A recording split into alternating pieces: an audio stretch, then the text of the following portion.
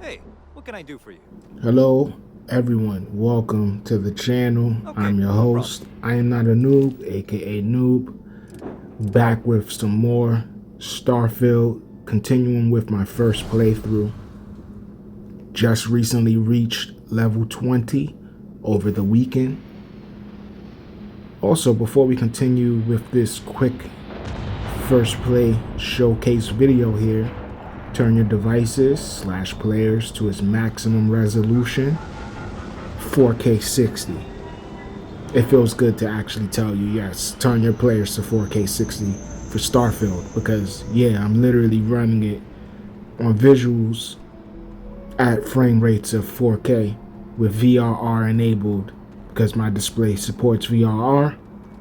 You can feel free to check out the playlist as I basically walk through the update that has recently, added some things to the game that should have been in there from launch, but most importantly, the thing that honestly was inbound to the game that I knew what was gonna happen, which is the update. I knew the performance and visual updates was coming since day zero. I knew it was capable of it. It's the world's most powerful console. And you have to take in consideration as much hate and stuff like that this game receives. This game has a lot going on in it, okay? There's a lot. Like you literally can trek to 1,000 different spatial body, celestial body locations. Like, this game has so much to it. We're not even talking about the physics in the world, like what honestly also makes up Bethesda Did you games. need my help with something? Do you mind if I ask personal questions? Of course, Captain. Where are you from? I was raised in Hope Town on Polvo. It's a corporate town run by Ron Hope, the CEO of Hope Tech Manufacturing. He likes to sell it as a utopia, a place where workers are provided everything they need for a happy life. But that's a lie. The conditions are awful for the average person in Hope Town. Almost everyone there lives hand to mouth. Why are the conditions there so bad? It's Ron Hope's fault. He controls everything that happens in Hope Town. Our entire economy is dependent on him. There's nothing stopping him from increasing wages and improving safety in his factories, but he won't do it. Keeping your workforce poor and plying them with cheap liquor at company stores is a good way to keep them around. Can you tell me a bit more about Hope Tech? Hope Tech is a Starship manufacturer. They make cargo freighters and other industrial vehicles. Most of them are clunky eyesores, barely suited for grav jumping. But people keep buying them, so Hope Tech keeps making them. Headed somewhere new, huh? Now, she's a recently added crewmate that I've added to my ship. But the actual precipice of this video is actually about the fact that, like I said in the opening of the video, I just reached level 20. I grinded out in the space flight simulation program. As far as for space combat, I grinded out to unlock another tier for my spaceship, which is being able to pilot a Class B spaceship. So now that I've actually had enough training and kills, because it really, I'm not even gonna lie, like, it was grueling I'll be honest, it was really grueling to get it done. I had to lower my gameplay settings because my gameplay settings was on hard. I had to lower my gameplay settings and basically grind all the way to tier 6, complete tier 6 in the simulation over and over again until I got close enough to leveling up. Then I just went and did some basic side quests that gave me enough XP to actually hit level 20, and then I just upgraded the actual field upgrade that allows you to get basically or purchase or pilot a spaceship of a Class B. So this is my new ship. Just basically checking it out. That's what I was doing in the beginning of the video. Walking around the ship, getting a look at the new ship as far as the exterior. Interior looks really spacious as well. I had got the Mantis ship, did the quest, which is in my playlist. You, like I said, feel free to check out the huge playlist on this. But you know, I had fun with the Mantis. The Mantis is a great ship, but it was just boring to me. It's kind of boring. And I'm also trying to get a bigger crew, which I've just realized that in order to actually have more than 4 people in your crew for your ship, you also have to level up that skill as well. You have to, I think it's in socials. So in order to be able to have more than 4 people in your crew, you go from like 4 to 5, from 5 to 6, from 6 to 8. I think the max number you can have in your crew is 8. So I'm just trying to get to at least 5. And in order to even unlock that, I got a lot of grinding to do. I need a lot more skill points, and I got to put a lot of skill points into the social spec class. Got to go into your socials in order to get a larger crew for your spaceships.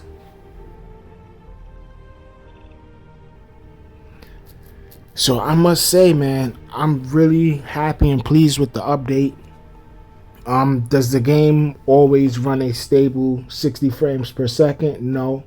Even Digital Foundry has covered that themselves. They showed you on a graph on how stable the updates and the frame rate performances are, from 30 to 40 to 60, and the different modes that you can select, because you can select performance, or you can select visuals, you can select uncapped, which I have mine on visuals, VRR 60.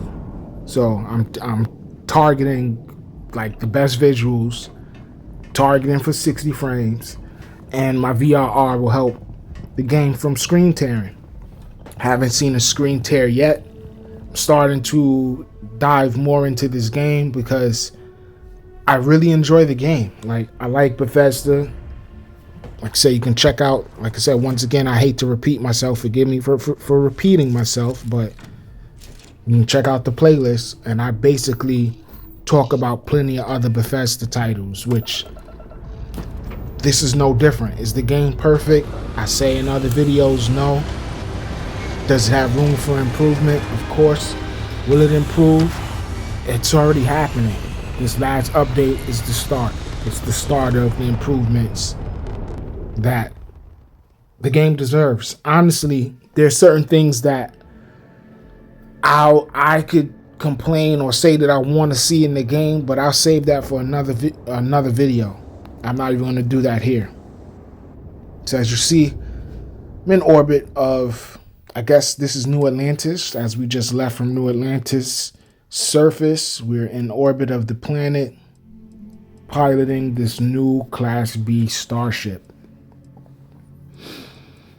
I don't know really what the ship is really capable of. Like, looking at as far as the components that I can shift power to, it doesn't really have, to me, it doesn't really have good shields or good combat like specs for it. You can see, like, you see it, like all my power is maxed out.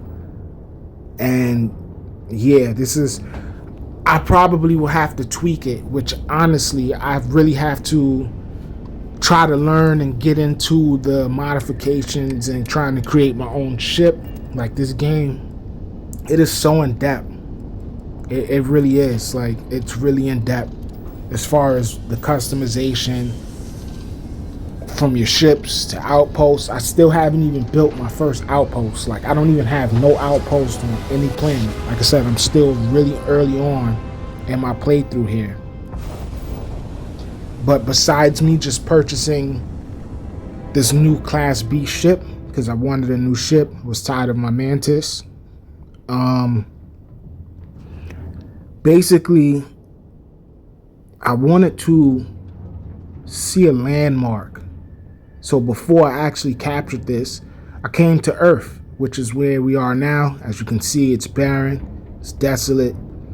It's nothing but space debris floating around, which is looking like, I would assume, parts that used to be on Earth from skyscrapers or possibly maybe even the space station. I also just wanted to see, just test the physics right quick as I bump into that space debris. I'm literally pushing it around right quick. I was doing that as well in the flight simulator training. I was literally like scraping the deck of asteroids while doing my training, just being foolish, just to see like things that I already know. Like the game said, the game is awesome. It's really awesome. As much things, like I said, is that I can point out and complain about the game. The game does a lot of good things and has a lot of good things to offer. I always felt the game visually looked great. Okay, I'm gonna be honest. Before the update, I felt, even at 30 frames per second, before I could toggle any options for how I was playing the game, I felt it looked great. So now we have arrived here in New York at what was once called Manhattan. That is absolutely the Empire State Building. It's what I'm looking at. It was once the Empire State Building, now absolutely devastated by destruction and obviously being eaten up by sand because the planet is absolutely barren. It's barren. I know I'm not supposed to look directly into the sun, but I can't help it. I'm just playing the game, and I just was like, it doesn't make sense how good it looks. Like, this is all I kept saying to myself while playing it in real time. So like I said, I came here prior to recording this to try to find this actual location, this landmark myself. So I looked at Earth, which you can barely make out any of the continents, any countries, but I was able to pinpoint exactly where New York was. I landed there, didn't see anything. Then I'll be honest, I cheated. I used Google to figure out how can I see these landmarks, because I've seen people on social media posting screenshots of them by the landmarks.